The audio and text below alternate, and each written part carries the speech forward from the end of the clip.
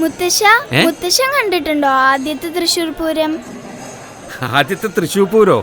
അതൊക്കെ കുറെ കൊല്ലം മുമ്പല്ലേ മോളെ.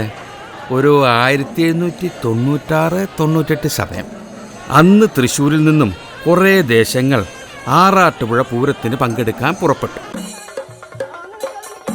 പക്ഷേ ആരും ഒട്ടും പ്രതീക്ഷിക്കാത്ത നേരത്ത് ഒരു ഭയങ്കര മഴ.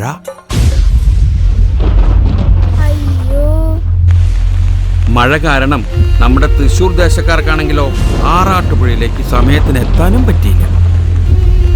അതുകൊണ്ട് അന്നത്തെ ആറാട്ടുപുഴ നാടുവാഴികള് തൃശ്ശൂർ ദേശങ്ങളെ പൂരത്തു നിന്ന് അങ്ങോട്ട് വിലക്കി.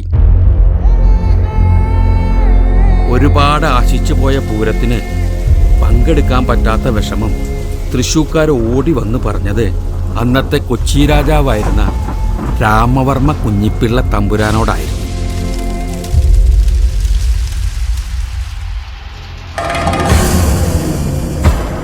ഈ രാമവർമ്മ തമ്പുരാനെ വേറൊരു പേര് കൂടിയുണ്ട്, ശക്തൻ തമ്പുരാൻ.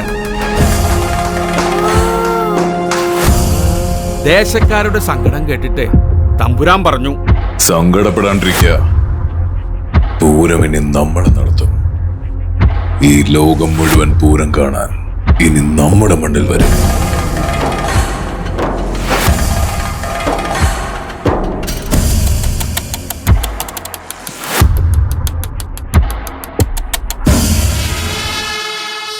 ആറാട്ടുപുഴ പൂരവും തൃശ്ശൂർ പൂരവുമെല്ലാം നമ്മൾ ഒരുപോലെ ആഘോഷിക്കുമെങ്കിലും അന്നത്തെ നാടുവാഴികളുടെ ധാർഷ്ട്യത്തിന് മുന്നിൽ തോറ്റുകൊടുക്കാതെ മാറ്റി നിർത്തപ്പെട്ടവർക്കും തിരിച്ചുവരവുണ്ടെന്ന് തെളിയിച്ച ഒരു ജനതയുടെ കഥയാണ് തൃശ്ശൂർ പൂരത്തിന്റെ ചരിത്രം. അതിന് നേതൃത്വം കൊടുത്ത മഹാനായ ഒരു രാജാവിൻ്റെയും കഥ.